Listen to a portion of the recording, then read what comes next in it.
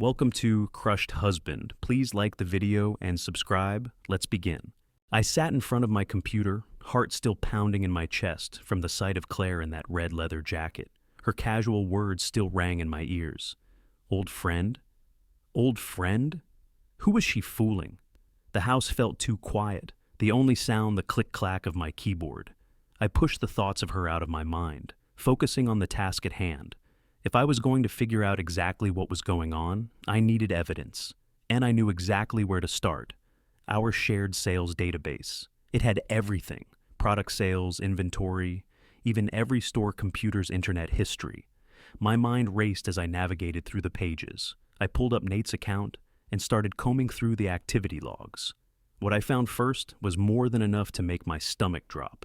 Booking confirmations for ski lodge weekends, and they were charged to the store's marketing budget. I stared at the dates, just the past 2 months, multiple weekends. For Nate and Claire, a sick feeling churned in my gut. But I wasn't done yet. My eyes burned from staring at the screen as I clicked through to the synced cloud folder. There it was. Photos. Claire, Nate, together, at those same lodges. I gripped the edge of my desk. My hands felt cold, shaky. I kept scrolling. There were more photos than I expected, more than I wanted to see, but I wasn't going to stop now. I needed more. I needed everything. I clicked through more files, screenshot after screenshot, receipts, timestamps, and transactions. I gathered everything I could find, organizing it into a folder. My mind was racing, but I kept moving, clicking, capturing every piece of data I could. Then I found something else. Claire's second email, tied to Nate's personal domain. She'd been using it to communicate with him. That realization hit me like a slap in the face, and I had to swallow the sudden wave of nausea. I didn't care if she had a second email, but now it was clear she'd been hiding things. Secret things, things I wasn't supposed to find. I immediately started documenting everything in a binder, page after page, knowing I'd need it. Knowing that one day I might have to use it in court, every detail, every email, every booking confirmation. I kept working late into the night, the weight of what I was uncovering growing heavier with each piece of evidence I found. And yet, it wasn't enough. Not yet. Finally, when I was sure I had everything, I sat back in my chair, exhausted. I felt like I had just cracked the surface of a much deeper lie. I thought about Claire, about the way she looked at me when she walked out of the house, the way she'd made everything sound so innocent. But it wasn't innocent. Not anymore. As I glanced over the binder, I knew one thing for sure. The truth was staring me in the face, and I wasn't about to let her get away with it. I couldn't. I walked into Laura Briggs's office, the familiar scent of legal books and polished wood filling my lungs. I'd been here before, but today felt different. Today I wasn't just here for business advice. I needed answers, and I wasn't leaving until I had them. "Ethan," Laura said, standing up to shake my hand. She was always professional, but today I couldn't shake the feeling she was quietly assessing me, reading more into my demeanor than I was willing to let on. "I wasn't expecting you today. Everything all right?" "Let's just say I'm here for hypothetical advice," I said, forcing a smile as I lowered myself into the chair opposite her desk. I need to know what steps I'd take to dissolve a retail partnership. Hypothetically, Laura raised an eyebrow, but didn't question me. "All right, dissolution of a partnership. What's the situation?" I took a deep breath, trying to keep my hands steady. "Hypothetically, let's say one partner misuses company funds for personal expenses, booking ski trips, for example, under the company's marketing budget. And let's say one of those ski trips was with a wife of the other partner." Laura's expression didn't shift, but I saw her eyes narrow slightly. "Fraud, then. That's serious." "Exactly," I said, leaning forward. "What happens if we can prove it?" "If you can prove misuse of company funds for personal reasons," Laura said, pulling a notepad closer and tapping her pen against it, "you've got a solid case for fraud. That's a breach of fiduciary duty, which can lead to the termination of the partnership. You could even go after any profit made from those trips, get it back through litigation." I let her words sink in. And if it goes that far, could the partner lose ownership of the business? "Absolutely," Laura said, her voice steady but serious. "Fraud like that would likely result in a court ruling to dissolve the partnership. And if there's enough evidence, they could lose their stake in the business entirely. I nodded, mentally ticking off the steps I needed to take. I already had some evidence, but I had to be meticulous about it. What about personal stuff? If I'm worried that the partner might retaliate, what should I be doing now? Laura paused, studying me. Are you worried about retaliation from the partner or the spouse? She asked, not missing a beat. I swallowed hard. Both, but I'm more concerned about what it means for my personal assets. Good, she said. You're thinking ahead. If you have shared assets, you should start protecting yourself now. Separate accounts, get everything in your name, and start moving money around where you can. It's proactive and smart, and document everything. Texts, emails, financial transactions. Keep it organized. I nodded again, my mind racing through the steps ahead. This wasn't just about the business anymore. This was about protecting everything I had.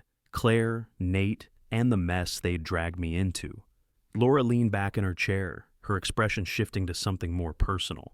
Ethan, you know I can't advise you on everything, but don't rush this. If it's what you're thinking, make sure you've got everything covered, especially if you're going to make it public. I met her eyes, finally letting the weight of it all hit me. It's not just business anymore, it's everything. She nodded, and for the first time, I saw her soften. Then get your ducks in a row. If you're going to make a move, do it the right way. No second chances here. I exhaled, standing up. Thanks, Laura. I appreciate it. Take care of yourself, Ethan, she said, offering a tight smile, and don't let them get away with it. You've got the right to protect yourself. I walked out of her office, feeling a little more grounded. But the truth was, I still didn't feel like I had a plan. I had documents. I had receipts. But what if Claire found out what I was doing? Would she try to manipulate me? Would she twist it all around? The thought of that, of her lying to me and playing innocent, burned in my chest like an open wound. I had to keep moving. I had to protect everything I had left, even if it meant losing her. When I got home, Claire was in the shower, and I quickly got to work. I needed the documents in order, one for me, one for Laura, and one for Claire's parents, just in case. As soon as I hit print, the machine hummed to life, and the pages started stacking up. But the weight of it all hit me again. The betrayal, the lies, and I couldn't keep the rage in check any longer. I slammed the last binder onto the desk with a thud. Then I moved the money. Half of our joint account went into a separate account in my name. I felt the tension in my shoulders as I stared at the account balance. It wasn't just the business anymore. It was my life, and I had to protect it. But as I stood there, something gnawed at me. I wasn't just protecting my assets. I was protecting myself from Claire, from the woman I had loved for 7 years. Claire walked out of the bathroom, her hair still damp. But she paused when she saw the binders stacked on the desk. Her eyes flicked over to the computer screen, where I had started organizing everything. I didn't say anything. I didn't need to. She knew. Without a word, she turned and walked past me, disappearing into the bedroom. The silence that followed was heavier than I'd ever felt between us. But I wasn't going to back down. Not now, not after everything. I had a plan now, and I wasn't going to let Claire, or Nate, destroy everything I'd built. It was barely 6 a.m. when Claire told me she was heading out of town. Meeting a supplier, she said, not meeting my eyes, her voice clipped. Don't wait up. I nodded, not trusting myself to speak. As soon as the door clicked shut behind her, I shoved everything back into the corner of my mind and tried to focus on work. But I couldn't ignore the gnawing feeling in my stomach. She was lying to me. She had been lying for months, and now she was leaving again. I don't know how long I sat there in the dark silence of the house, waiting for the inevitable call, the one I knew was coming, even though I wished I could pretend it wasn't. It came at 1:15 a.m. Mr. Turner? The voice on the other end of the line was calm, professional, but somehow that made it worse. Yes, I answered, dread pooling in my stomach. Claire Turner, the officer said. She's been involved in an accident, hydroplaned and hit a parked delivery van. She's conscious but has a gash on her forehead. We're taking her to urgent care. She refused hospital transport. 1,000 thoughts slammed through my head, but I forced them all down. Where is she now? I asked, voice steady even though my heart was racing. Urgent care on Oak Street. We're heading there now. I hung up, grabbing my keys and making the drive.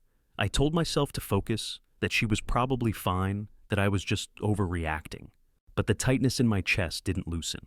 When I pulled up to urgent care, I saw Claire's SUV parked out front, its front bumper crushed. I got out of the car, my feet heavy as I walked toward the entrance. She was sitting in the waiting room, the gash on her forehead wrapped with gauze, her boots still on, her posture stiff, like she was trying to hold everything together. I stopped just inside the door, watching her. She didn't even look up. I wasn't sure if I was relieved or disappointed by that. "Claire," I said softly. She finally met my eyes, and for a moment there was a flicker of recognition. "Ethan," she said, her voice flat. "What are you doing here?" "Driving you to the hospital," I replied, already heading toward her. "You're not going to just go home and sleep this off. You're getting checked out." She frowned, her gaze darting to the door, then back to me. "I told them I don't need—" "Claire," I cut her off, already motioning for her to stand up. "We're not playing this game. You're getting checked out." She didn't argue. She stood, wincing a little as she shifted. The tension in her shoulders was palpable. I guided her out of the waiting room and to the car in silence. Once we were on the road, I felt the urge to speak, to ask about the supplier and why she was so evasive. But something kept me quiet. Maybe it was the hurt, or the anger, or the disbelief. "Meeting with Nate again?" I asked, and the question seemed to hang in the air between us, a weight neither of us could ignore. Her eyes flickered, a small, almost imperceptible twitch at the mention of Nate's name. I told you. It's nothing," she said, too quickly, too defensively. "I don't think you're in a position to lie anymore, Claire," I said, keeping my voice low but steady. "I know about the ski lodges. I know about the hotel bookings, the photos, the emails." She froze and I felt a rush of satisfaction. "You don't get to do this to me. Not anymore." Her voice cracked. "Ethan, I don't want to hear your excuses," I snapped, my voice rising for the first time. "You've been lying to me for months, Claire, all while I've been running the business, building our future, and you—" I cut myself off, not wanting to go further. Not yet. We were silent the rest of the way to urgent care. When we finally got there, the nurse guided us into the back. Claire's injuries weren't too bad, cracked ribs and a mild concussion. But the real damage, the kind that couldn't be bandaged, was sitting beside her in that sterile room. I drove her home once the tests were done, the entire ride quiet except for her occasional wince from the pain. I pulled into the driveway, and she sat there for a moment before unbuckling her seatbelt. She was still wearing the same jacket she'd worn when she left earlier. "I'll set you up in the guest room for the night," I said, keeping my voice neutral, calm. She didn't argue. She got out of the car without a word, slowly walking toward the door. I followed her inside, knowing I couldn't push this any further tonight. But the truth was, I wasn't sure if I could ever look at her the same way again.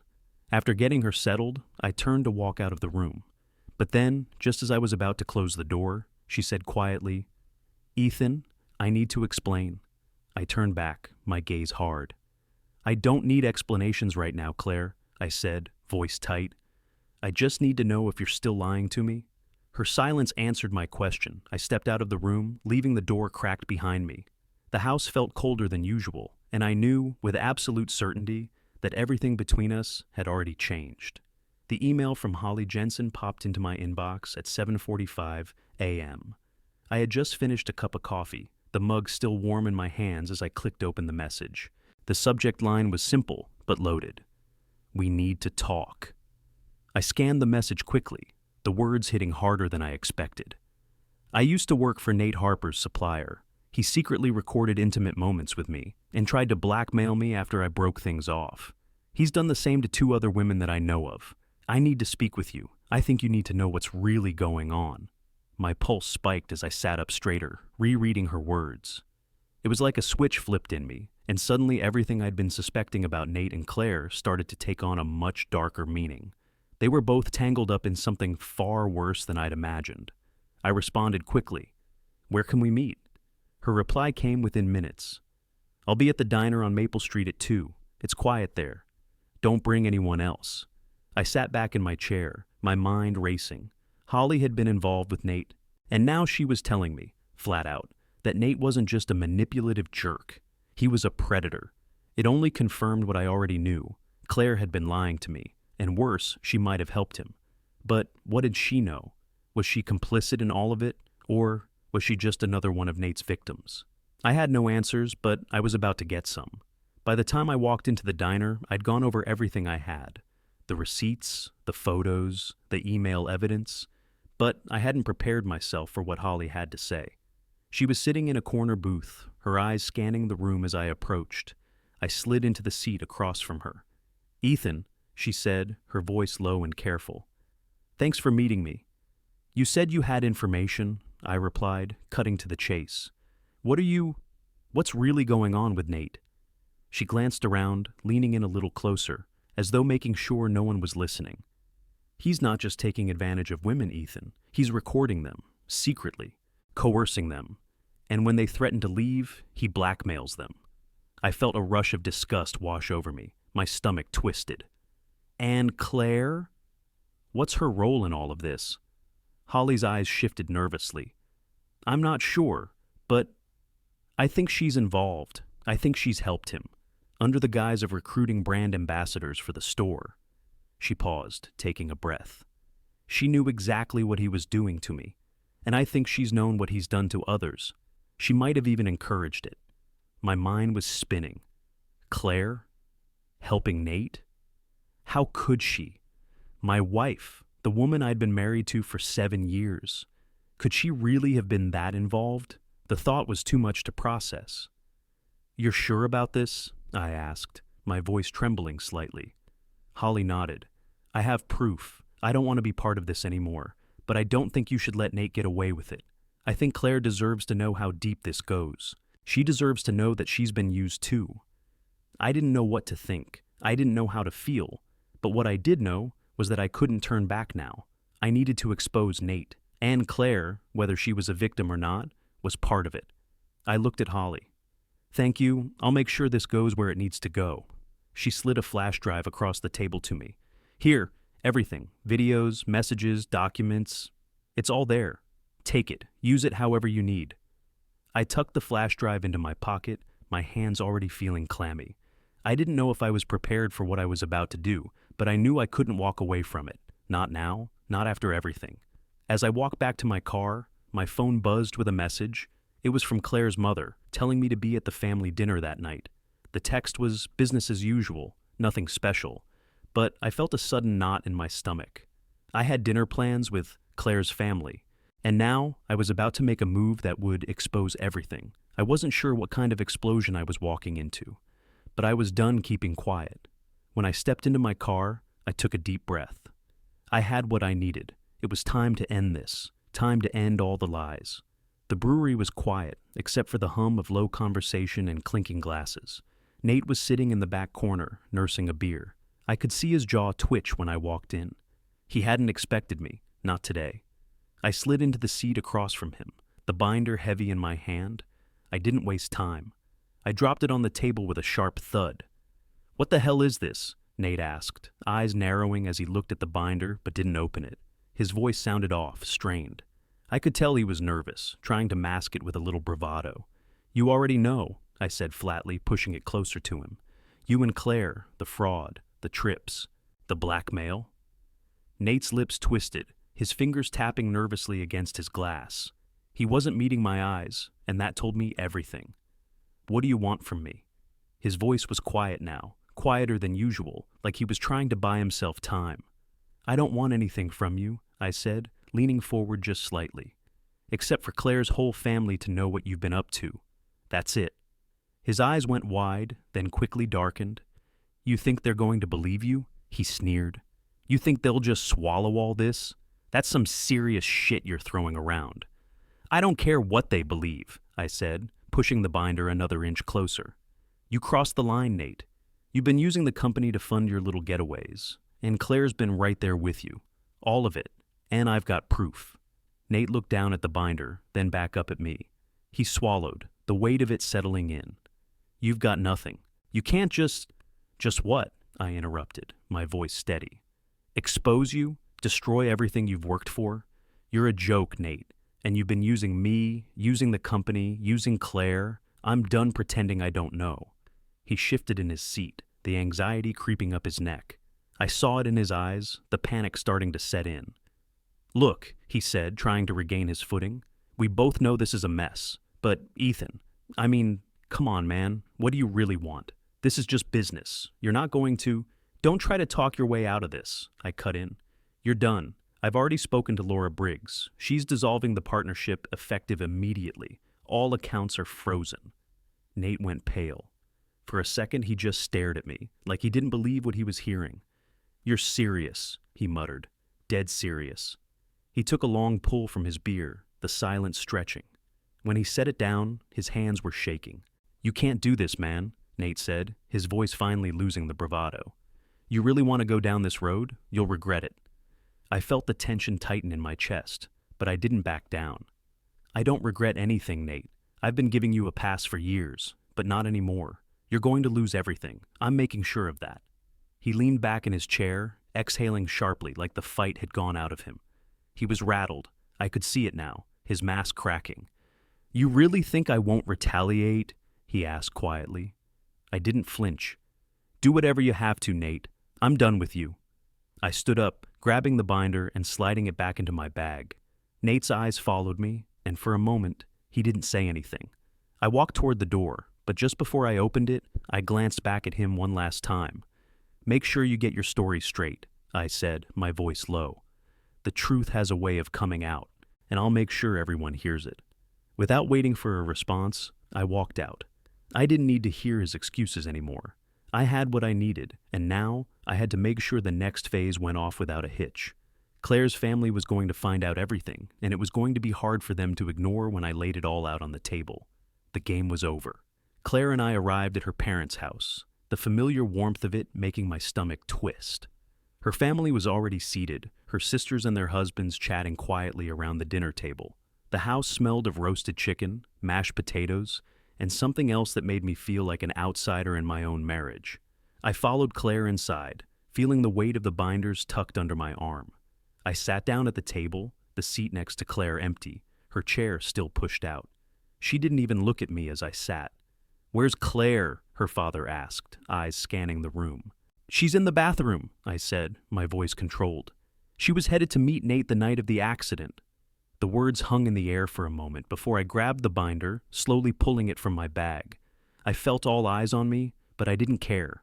It was time for the truth to come out. I opened the binder and placed it on the table. What's this? Her mother asked, frowning. I didn't answer. Instead, I flipped the first page. The photos spilled out, Claire and Nate at the ski lodge, in the same outfits on the same trips. The receipts were there too. Hotel bookings, charges to the store's marketing budget. I let them all see it. Claire, I said, voice steady, has been taking trips with Nate, and I have the proof. What is this?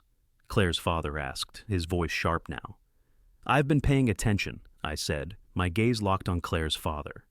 I found her messages. She's been using our business funds to cover trips with Nate, acting like it's for the company. But it's all personal. I've been helping fund their affair. Claire stood abruptly, her chair scraping against the floor. That's not... She stopped herself, trying to control her voice. That's not what it looks like. I pulled out more papers, messages, receipts, everything. It's exactly what it looks like, I shot back, not giving her a chance to twist the truth. Nate used the store's funds to pay for these trips, and Claire knew. She knew exactly what was going on. Claire's eyes flicked to the family, pleading, but her silence said everything. The guilt was written all over her face. I didn't, she started, her voice cracking, but I wasn't letting her off the hook. Don't bother, Claire, I interrupted. You were using this whole brand ambassador thing as a cover. You helped Nate target other women. You knew what he was doing, and you didn't stop it. Her face paled. Ethan, I swear, I didn't... Her voice shook now, but she was losing control. Her father's eyes moved from the binder to Claire, and then to me.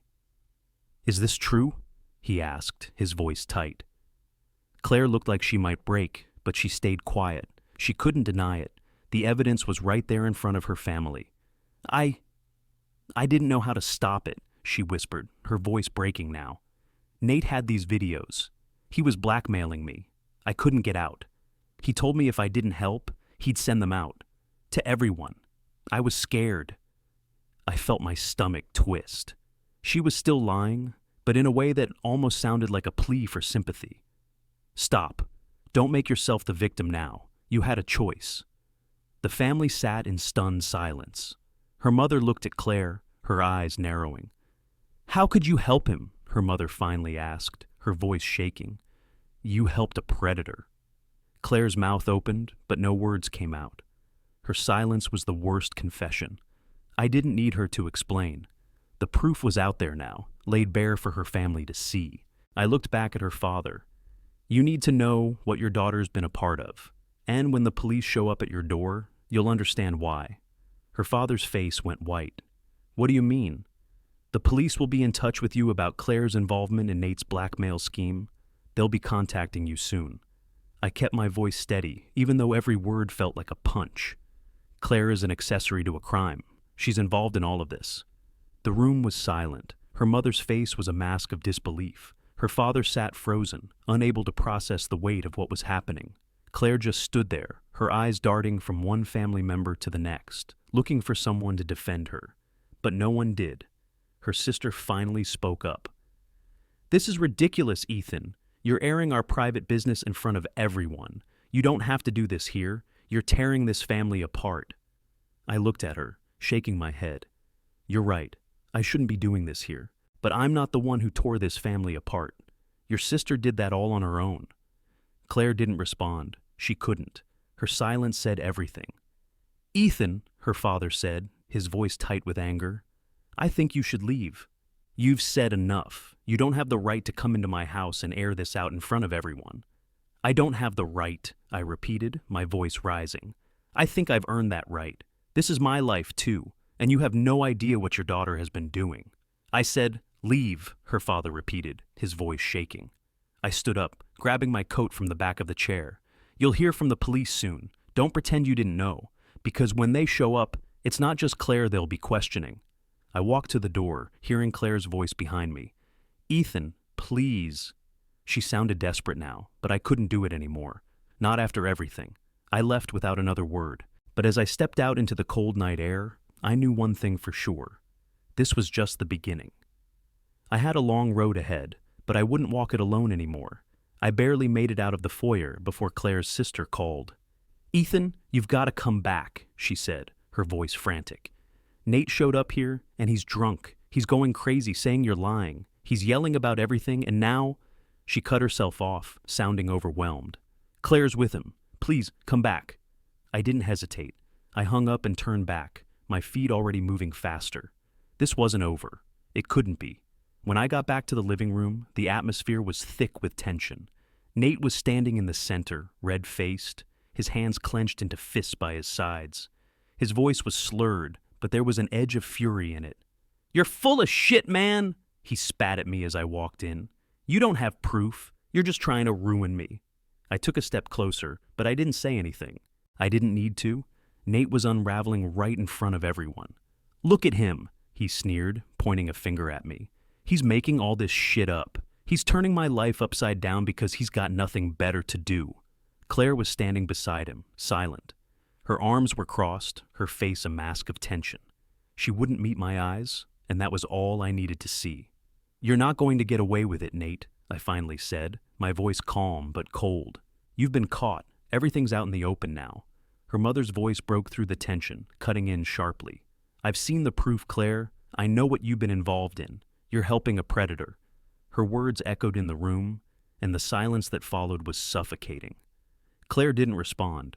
She just stood there, her face pale, her eyes flickering nervously between her mother and me. She was cornered, and she knew it. "Claire," I said, looking straight at her now, "you can't hide behind him anymore. You've been helping him target women. You knew what he was doing." Her father spoke up from his chair, his voice strained with disbelief. "This is enough. I want both of you to leave, now." I didn't flinch. I wasn't here to play games. "You're going to hear from the police soon," I said, my voice sharp. "And when they get in touch, you'll understand the full extent of what Claire has been involved in." Claire's father didn't speak. He just looked at me, his face a mix of confusion and anger, and his lips trembled as if he wanted to say something, but couldn't quite find the words. The room was still as Nate's gaze shifted to Claire. His expression changed when he saw her standing there, not speaking, not defending him. His voice dropped to a low growl. "She's not the person you think she is," he said, his eyes locking with mine. You have no idea what she's really capable of." Claire's silence hung in the air like an admission. She wasn't denying it, she couldn't. Nate's fury flared. "You think I'm the only one who's been hiding things? You think she's innocent?" She suggested we target one of those women. It was all her idea. She was jealous over a promotion, jealous of someone else at the store. The words hit me like a punch. "You're full of shit," I shouted, not caring about the scene I was making. Nate's words stung, but the truth of Claire's silence was even worse. Her father stood up now, his fists clenched. "Enough, both of you!" he shouted, and then, before I could react, Nate lunged at me, throwing a wild punch that caught me on the lip. Pain exploded across my face. I staggered back, tasting blood instantly. Nate's eyes were wild, his expression full of rage. I wiped the blood from my mouth, staring at him. "You're done," I said, voice steady despite the pain. "You've lost. And Claire, she can find somewhere else to stay tonight." Before Nate could swing again, Claire's father and her brother-in-law grabbed him, holding him back.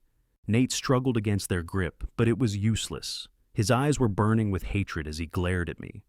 "Don't come near my family again," I told him, turning to Claire. "You need to go. Find somewhere else to stay."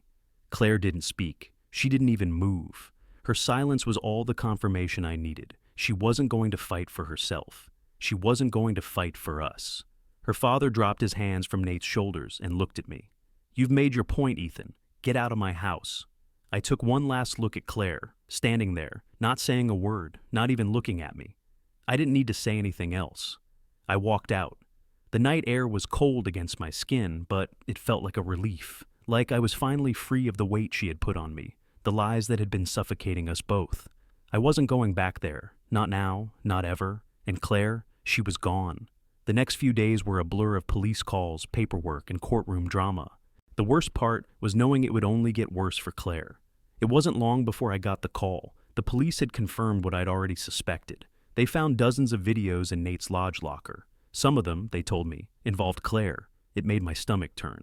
But what really hit me was the way the police described it. They were pressing charges against Nate for voyeurism and blackmail, but Claire wasn't off the hook. She was facing charges as an accessory in 3 cases. I couldn't escape the sense of betrayal, but I had a responsibility, to myself, to the business, and to the people who had trusted me. It was time to cut ties for good. The divorce was a formality. It was all wrapped up quickly under the prenup. Claire didn't contest. She didn't fight.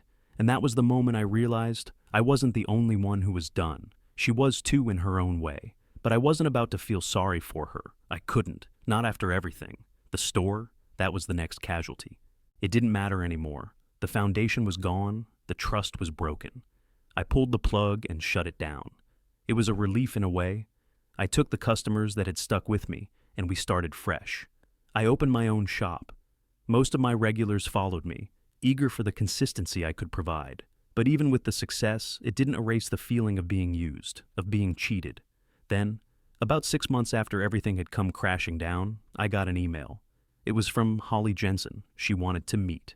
It was clear that she'd become a big part of this new chapter of my life. She'd been there when I needed someone who knew exactly what I was dealing with. She had helped me in ways I couldn't have imagined when we first met. She walked into my office with a quiet confidence, the same way she had when she'd handed me the proof. "You doing all right?" she asked, sitting down across from me. "Trying to be," I said, looking at the stack of papers on my desk. "It's been a hell of a ride," Holly nodded. "I know, but you're doing better than you think." "I'm still figuring it out," I replied, my voice steady but tired. "I don't know if I'll ever feel the same about everything that happened." "You won't," she said softly. "But you're still standing, and you're building something new. That's all you can do. It's what Claire couldn't do, and now she's left picking up the pieces of a life she never thought she'd have to face." I looked at her, and for the first time in a long while, I felt like someone understood. "And what about you?" I asked, needing to ask. "What happens next?" "I don't know," she said with a shrug. "But I know where I'm at right now. I've got a job to do, and I'd like to do it here, with you." She was looking at me with an honesty I hadn't seen in a long time. It was a strange feeling, but not unwelcome. "Would you want to work here?" I asked, not sure why it took me this long to ask. "I could use someone like you. You're already a part of this mess. You've seen what I've been through." Holly leaned back, giving me a small smile.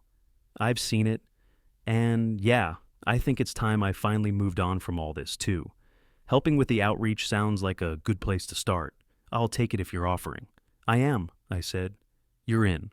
Over time, life started to feel normal again. I settled into my new apartment, new routines, and yes, a new relationship with someone who actually understood the weight of the past. I wasn't running from it anymore. I was moving forward. Months passed, and with Holly by my side, things were looking up. She kept everything organized, making sure our outreach was effective, and customers kept coming back. The new shop became more than just a business. It became a fresh start. Some days were harder than others. The memories of Claire, of Nate, still lingered in the back of my mind. But it was getting easier. In the end, I wasn't just rebuilding my business. I was rebuilding myself. And for the first time in a long time, I felt like I could breathe again. The worst betrayal of my life, it had become the catalyst for a new beginning.